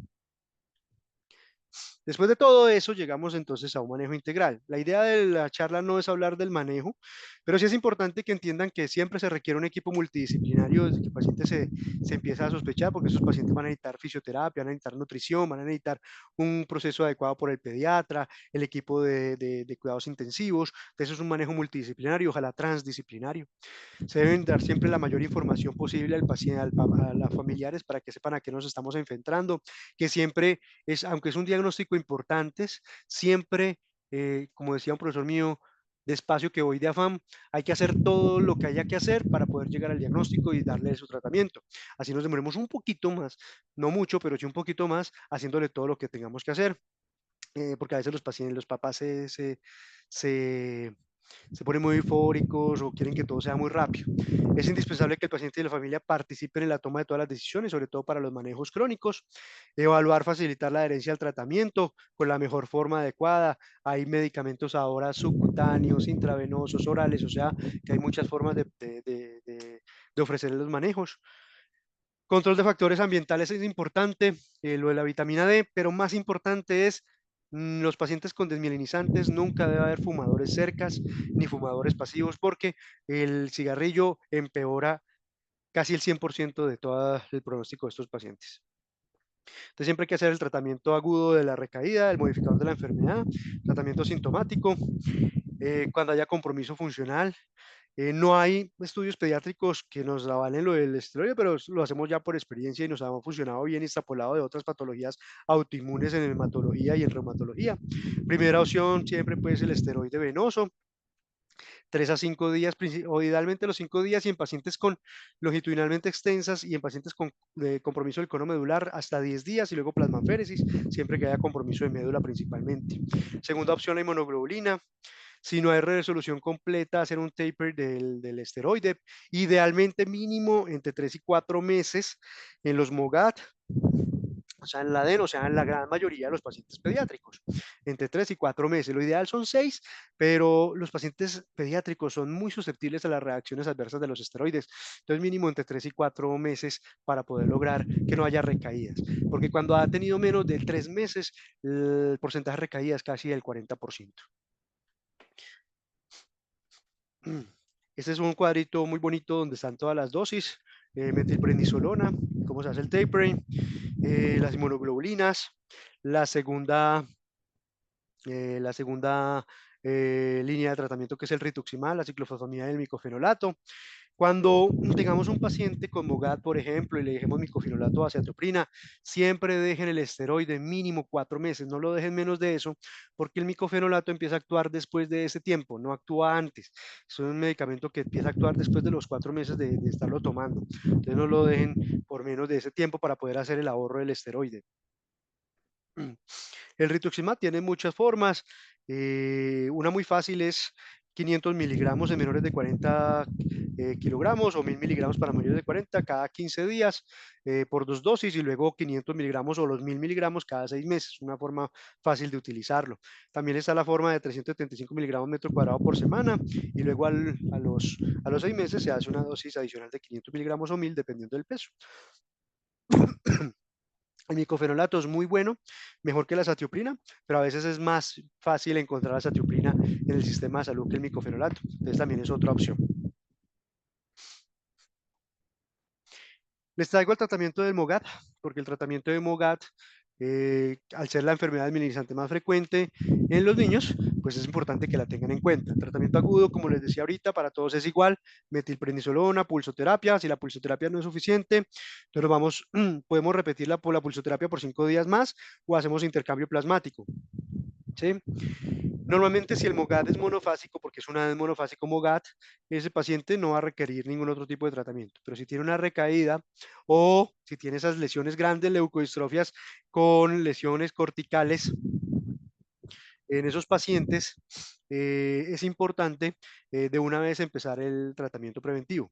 La inmunoglobulina es muy buena en los niños, se da entre 1 año y 2 años, el promedio de 18 meses, con una muy buena respuesta. Tiene mejor respuesta en la población infantil que en los adultos, se da mensualmente. Se hace el bolo inicial es de 400 miligramos por 5 días, o 2 gramos por 5 kilogramos por 5 días de la dosis completa, y luego 1 kilogramo por mensual, que es la forma de utilizarlo. El rituximab como segunda línea, o micofenolato, o azathioprina más prednisolona. Recuerda que cuando utilizan azathioprina, inclusive nos vamos más que con el micofenolato, nos vamos hasta 6 meses con la prednisolona, a dosis bajas, pero con prednisolona, porque empieza a actuar a los 6 meses y nunca se debe dejar menos de 1 año. Y la gamma globulina mensual, como les decía ahí, si no funciona, se hace combinación de rituximab más micofenolato, o rituximab más inmunoglobulina. Esta funciona muy bien, o micofenolato más inmunoglobulina, según las facilidades que tenga. Y si no, nos vamos a eso más esteroides, o inclusive nos podemos ir a una tercera función, que es el tocilizumab, que el tocilizumab es bueno porque va en la fisiopatología de la interleuquina 6. Se lo quería traer, no era el objetivo de la charla, pero sí para que tengan más o menos cuenta que el tratamiento es igual al principio en todos, ¿sí? Puede variar en la segunda línea o en la forma de dejar los pacientes, pero en el MOGAD sí me parece importante porque es la forma de presentación a la que nos vamos a enfrentar más frecuentemente en el de enfermedades desmielinizantes en niños. Rituximab se los dejo acá, solamente como opción, es un medicamento muy bueno. En julio 2023 fue declarado por la OMS como medicamento esencial para esclerosis múltiple y otras enfermedades autoinmunes pediátricas. Es un medicamento que hay que hacer fuerza para que nos lo incluyan en nuestro sistema porque es esencial y es una recomendación fuerte de la OMS para que podamos tener más arsenal de manejo en nuestros pacientes. Las ventajas: se ha demostrado que modificar para reducir el número de recaídas y las progresiones de las enfermedades. La administración es menos frecuente que otros. Inclusive algunos niños, si usted les hace el recuento de CD19, 27 y 20, puede demorarse más de 6 meses en volver a colocar la segunda dosis. Y los biosimilares tienen una muy buena respuesta realmente de rituximab. Como mensaje final es siempre identificar la creciente trastorno neuroinmunológico en pacientes pediátricos, cada vez vemos más.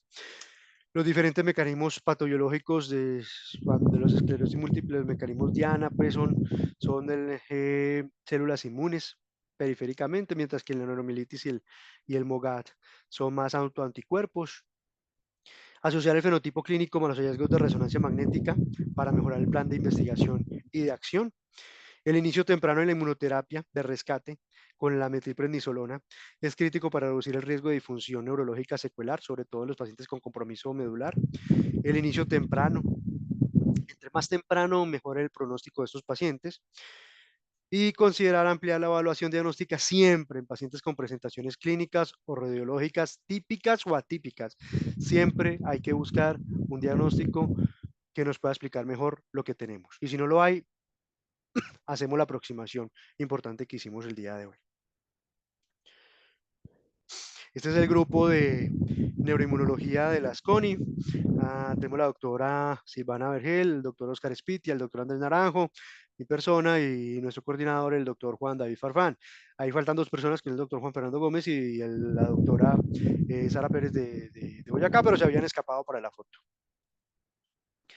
Es el sitio donde yo trabajo en Medellín, CEMPI, con todas sus sedes, y próximamente tendremos una nueva sede y allí podemos ver los pacientes con estas enfermedades. Muchas gracias por su atención y espero pues las preguntas pertinentes con el doctor Farfán. Muchas gracias.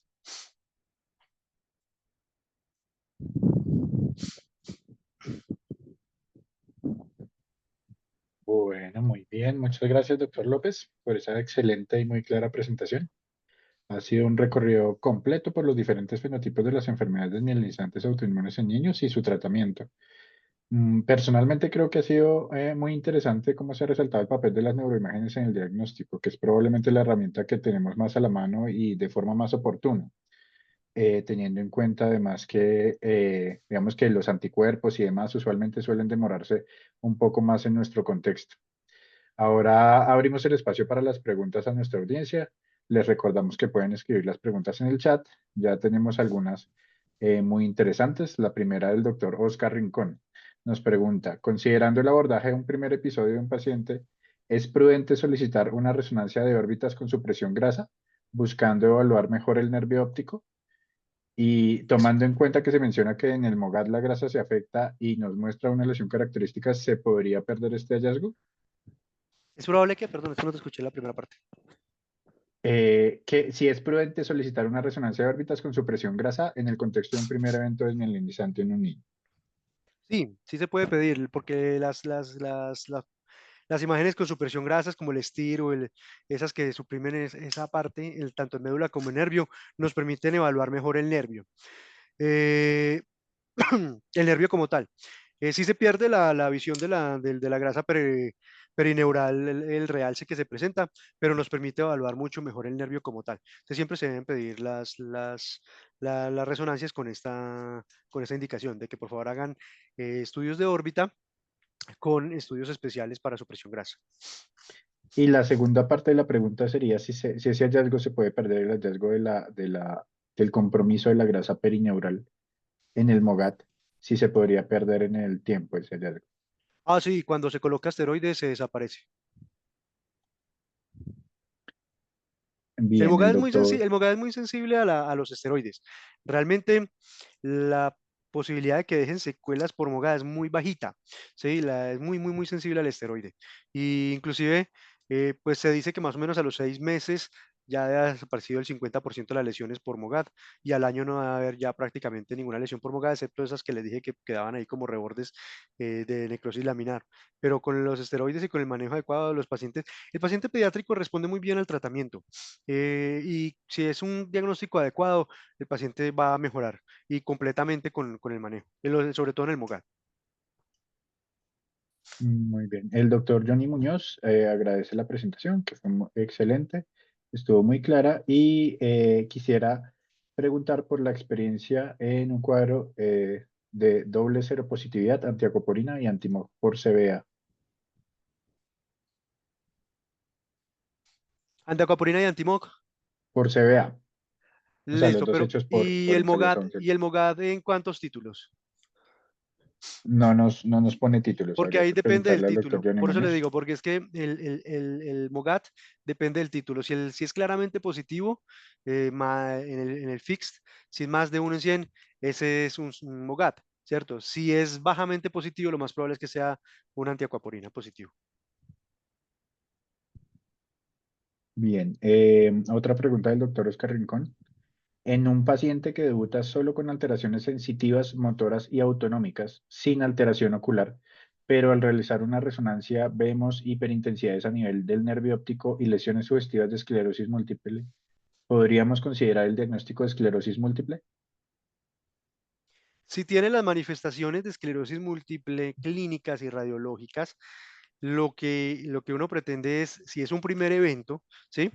Hay que llenarnos de razones. En ese caso, tocaría ampliar el estudio con las bandas oligoclonales o con las cadenas ligeras capa, o pedir en la resonancia que nos hagan los estudios especiales desde de entrada, ¿cierto? Pero eso es difícil. Entonces, usted de entrada ve solamente la resonancia normal, no pide los estudios especiales, eso lo hace después.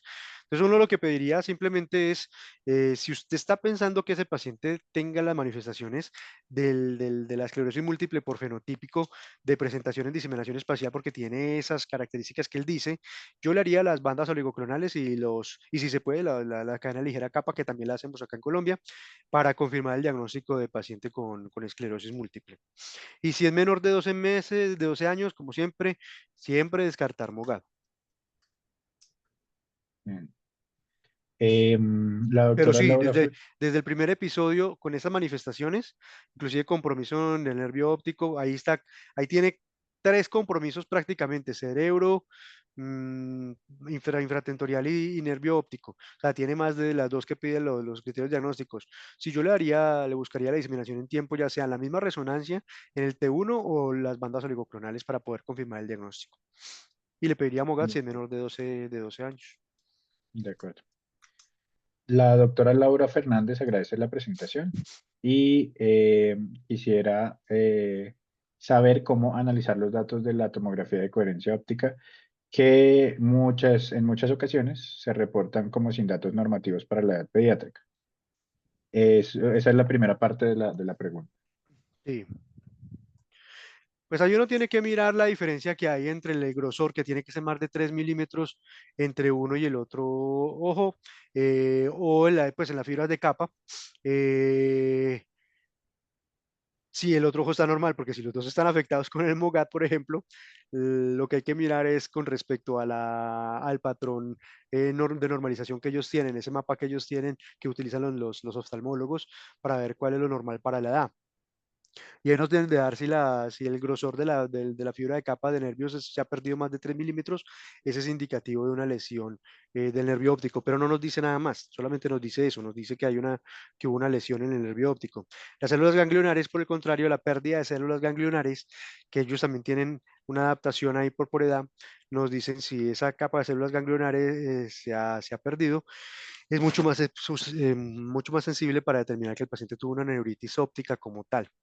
Y si es en la etapa aguda, pues en vez de encontrar una disminución del grosor, lo que vamos a encontrar es un aumento diferencial entre el grosor del nervio afectado contra el contralateral, porque el que está afectado está inflamado, entonces va a estar mucho más aumentado.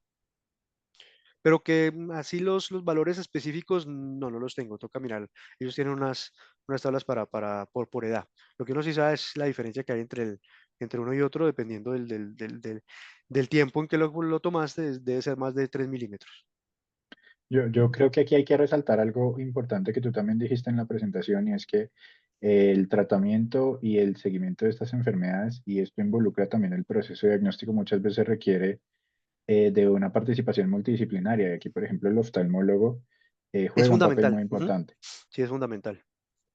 Bien. La segunda pregunta de la doctora Laura nos dice, nos pregunta sobre las cadenas ligeras capa, si se están haciendo de forma usual y si su reporte sería positivo o negativo y cuáles son los valores de corte. No, en este momento en Colombia todavía no se han protocolizado.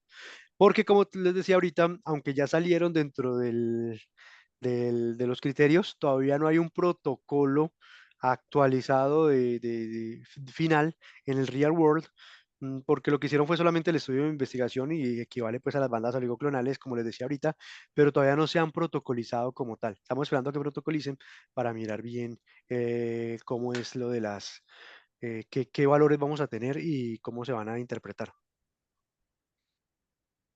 Perfecto. Y finalmente, no hay más preguntas por el momento. Eh, bueno, pues yo creo que podemos dejar ahí. Lamentablemente se nos ha agotado el tiempo. Lo que sí sabemos, Agradecemos. Juan, perdón, lo que sí sabemos, Juan, Sí, es sí, que sí.